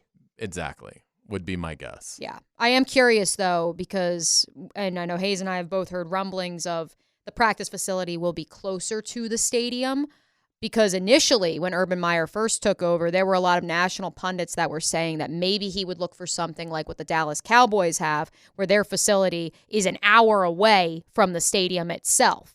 And so if you were to do that in Jacksonville, do you go to Nassau County where maybe you can find cheaper land? Do you go to St. Johns County where so many of the players live? I don't think that they're going to go that route. I think they want to keep it, and by building it near the stadium, continue to revitalize that area. But I think all options were explored, and now we're going to hear what the decision is tomorrow morning at 10:30. So you think when Urban was hired, he looked at the flex field and said, this is not good enough. Yes. Yes.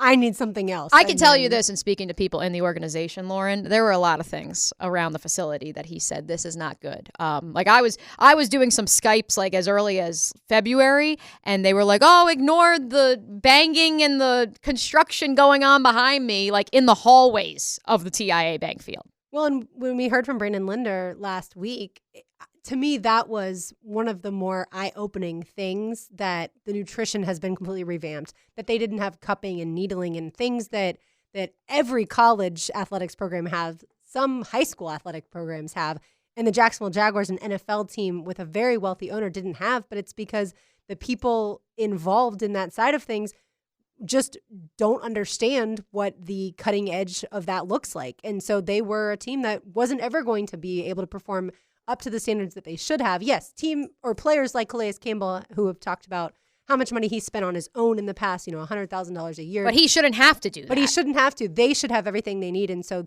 I cannot wait. Yes, we'll get renderings tomorrow morning, like you said, at 10:30. But I can't wait, Hayes, for a tour of once this facility is actually constructed.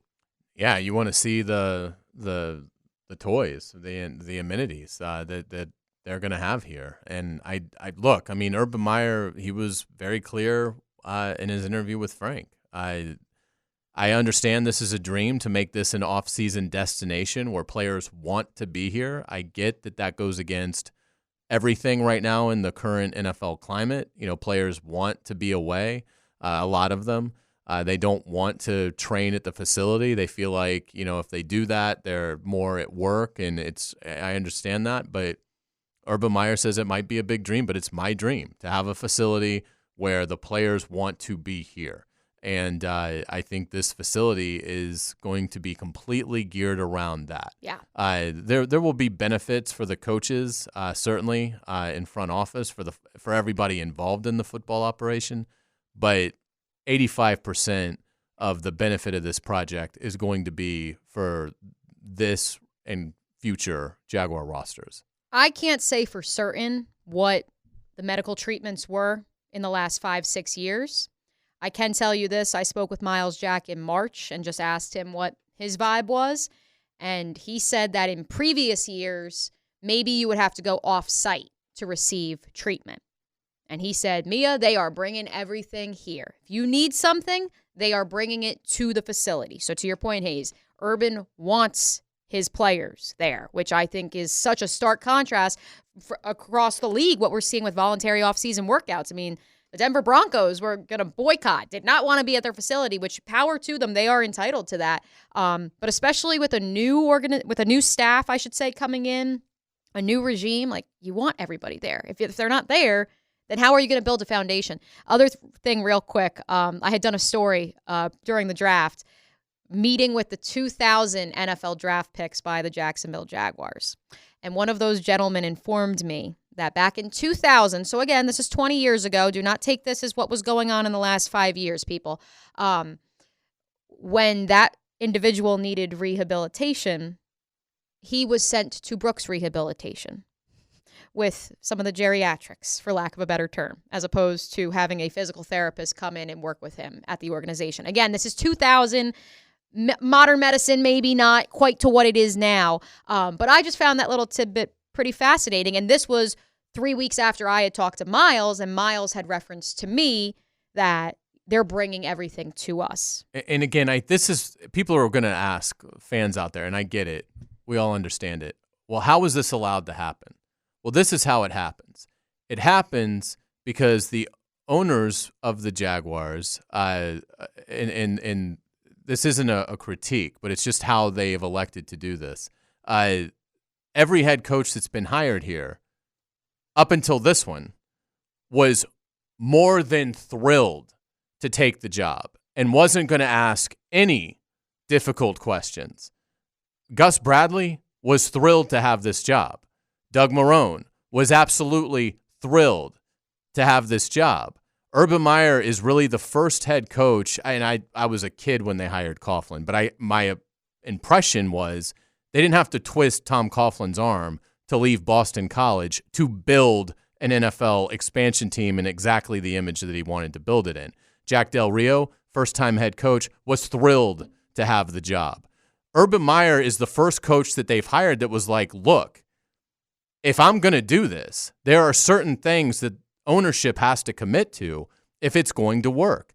And I think that is why you're seeing this radical change, because you now have a head coach that is in a position of leverage where he is able to make demands. And if he says, look, I'm not coming, it's going to resonate with the owner. And it obviously did here. And so, again, it's the Urban Meyer era has already been successful because it's going to lead to infrastructure things that are going to benefit, ideally, not just Urban Meyer, but future Jaguar head coaches that, hopefully we won't have to worry about that for 10 years. But it should be something that will really be a crossroads, a moment where you can point to and say that's where the franchise really changed in terms of what they offer and what they're all about. And it's why, to me, from 1995 to 2000 or to 2020 is kind of Jaguars 1.0, and 2021 and moving forward is Jaguars 2.0. It's almost like a different franchise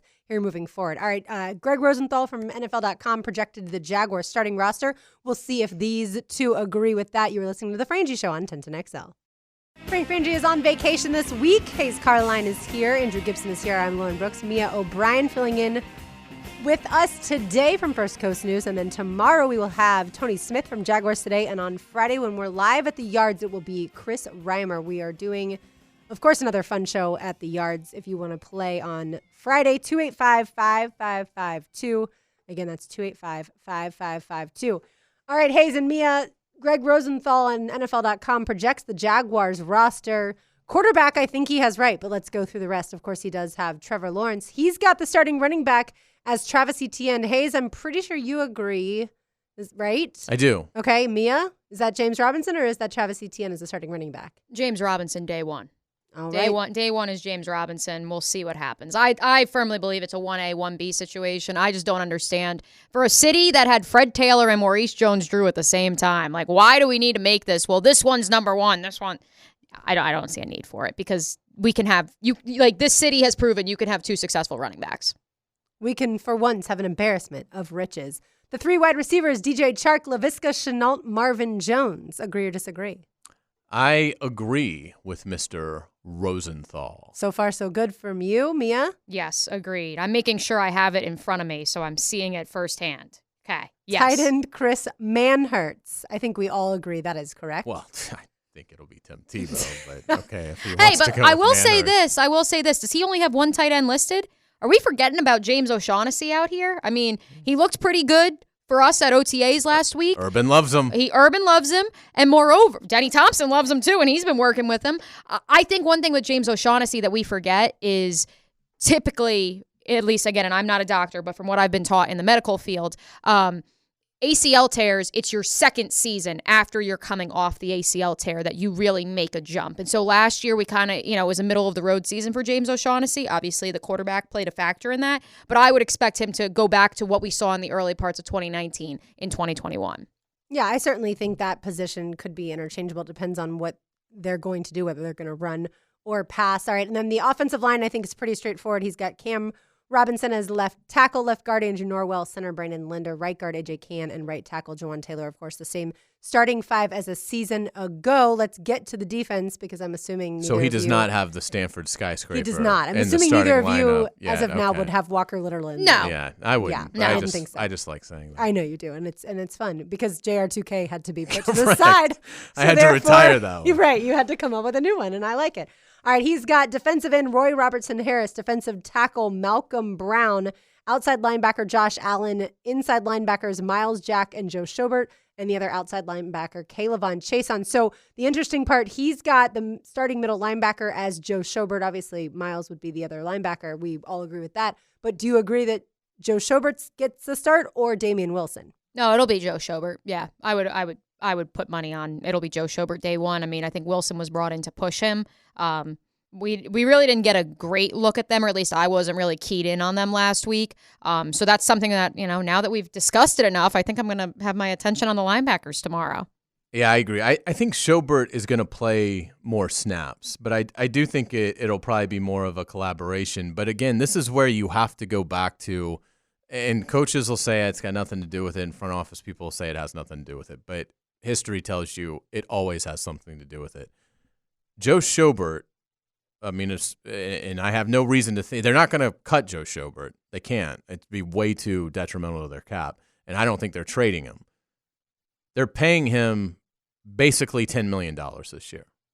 They're paying Damian Wilson $2 million this year. You don't, in the NFL, play a $2 million linebacker over a $10 million linebacker exclusively. So I think there will be a role for both. But if I had to bet on who's going to play the higher percentage of snap count, I would say it's Schobert. Hey, now, though, I'm realizing we're missing someone. Where's Taven Bryan? Oh, yeah. Where's Taven Bryan? How much is he making this year compared to, I don't know, Doug Costin? That cost him his job last year. Just for fun, because I love looking at how much money that they are truly wasting. Let's look and see how much they are paying Taven Bryan this year. By the way, I don't know that if you were to ask this staff that they would 100% agree with what you just said, Hayes, because this staff, this regime did not give Joe Schobert that contract. That was obviously the previous regime. And so I think to them, they're not even looking at the money that they've allotted to each of these players, Wilson versus Schobert. I think they're looking at it like who helps the team more. And they may be different, but I mean, almost to a decision across the board, that's almost how the league works. One thing did lead the Jaguars in interceptions last year. One thing I will say is that they have Greg Rosenthal has this slated as the Jaguars lined up in nickel, which obviously we expect them to be in nickel a lot more than base. Because they're going to be up 17. Yeah, exactly. In the second quarter. But as he has it lined out here, he has the two outside linebackers, listed as Josh Allen and Kaylavon Chason. And it once again just brings to me a point of contention that I have brought up multiple times in the last few months, which is, okay, that's great. I mean, those are two great alphas so long as Chason does develop like we hope he will to have on the outside. Who's behind them? Because I personally think Dwan Smoot, Jahad Ward, those guys are more of a defensive end type player. Not that they can't have, can't play standing up, but we've never seen it. I think Jahad Ward is probably the more likely that would then go to that outside linebacker standing up position. But he's more of a hand in the ground type guy, just like Dwan Smoot. And so therefore, I think that lack of depth, and that's where I think Jordan Smith's development is going to be critical down the stretch. Heaven forbid there are injuries or Chason doesn't develop the way that the team would like him to. Yeah, good points. By the way, Taven Bryan, $3.2 million this year. So it's not crazy money. Yeah, but okay. it's, I forgot he was number 28 overall. We're so used to top 10 first round picks. So according to I'm spotrac.com, he is the 43rd highest paid defensive tackle in the league. He's the 17th highest paid Jacksonville Jaguar. And he is the 463rd highest player in the NFL.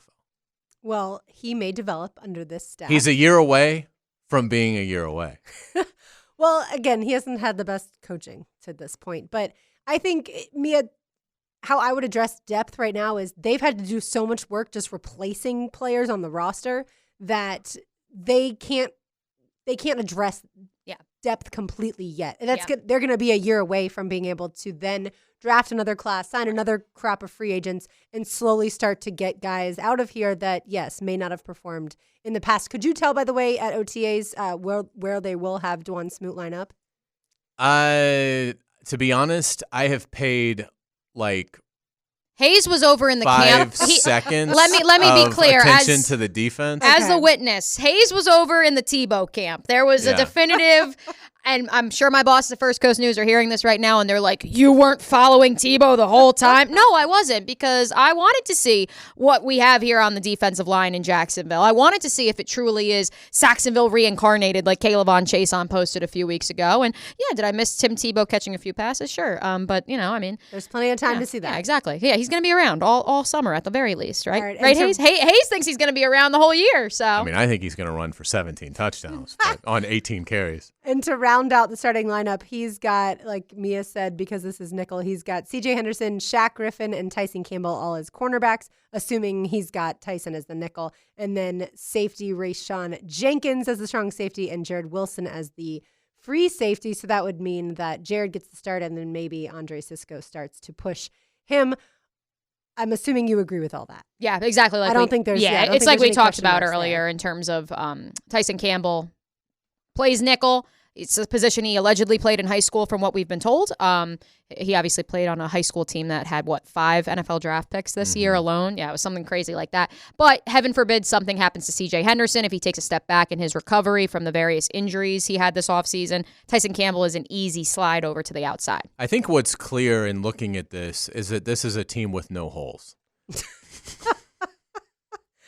You know what? That is what Greg Rosenthal said the moment that he finished the Jaguars starting lineup. All right, we've got one segment to go. Mia has to hydrate this week, but not because of exercise. We'll get to that and a little bit more about DJ Chark and his mental health awareness stand. You were listening to The Frangie Show on 1010XL. DJ Chark, a wide receiver for the Jacksonville Jaguars, first recognized his struggle with anxiety at LSU. Whether it was football related or not, I would just always be nervous. For people watching this right now, what is your message for them? Just know you're not alone. And I know that for a fact, because once I opened up, I found people who I'm able to have conversation with, guys like you who I never thought I'd have a conversation with, definitely about this, definitely on the Today Show. Those were the voices of Carson Daly from the Today Show and Jaguars wide receiver DJ Chark in a video produced by the Today Show talking about his struggles with anxiety and depression. And he was one of 4 active NFL players that was featured in that video. And look, DJ Chark was recently featured in a video that the NFL put out, and I really liked one thing that he said, which is when you share your message, you end up helping so many other people. And I think, Hayes, in comparison to when you first started covering sports, mental health is being discussed now so much more than it ever was then. It's really remarkable. I think even in just the last 2 or 3 years, it's really become, it's really gathered a lot of momentum of, talk about these things, get it out there, because there's people that want to help. And it's sad, I guess, that for so many years, there was a perception of if I talk about this, I'm going to be viewed negatively in a variety of different, ways. And, I think the progress that's been made in society with this, I think, has been awesome. And I think it's to a point where it seems like it's rapidly moving at such a positive rate that I think, even 5 years, 10 years from now, you're going to even see drastically more progress. But for guys like DJ that, I would still say are on sort of the front line of this, of making it, and Hayden Hurst has been